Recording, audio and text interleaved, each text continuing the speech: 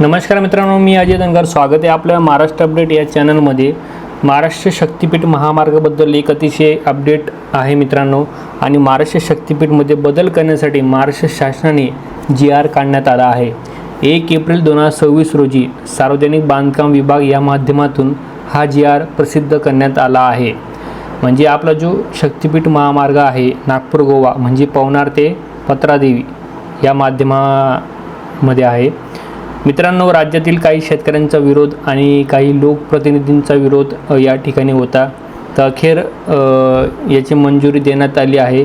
तर त्या GR मध्ये काय आहे बघूया आपण।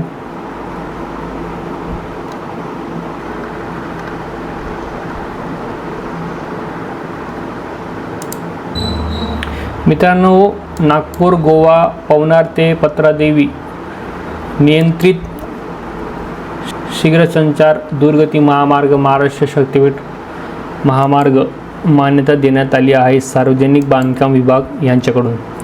तर सदर याच्यामध्ये आपण बघूया काय तर प्रस्तावानुसार महाराष्ट्र शक्तिपीठ महामार्ग वर्धा यवतमाळ नांदेड हिंगोली परभणी बीड लातूर धाराशिव सोलापूर सांगली सातारा कोल्हापूर सिंधुदुर्ग या 12 जिल्ह्यांमधून ते 40 तालुक्यांमधून जात असून हा महामार्ग महाराष्ट्रातील प्रमुख शक्तिपीठ माहूरगड तुळजापूर कोल्हापूर यासह 21 धार्मिक स्थळं जोडली जाणार आहेत। या महामार्गामुळे नागपूर ते गोवा सद्यस्थितीत 18 तासाचा प्रवास हा फक्त 8 तासात होणार आहे।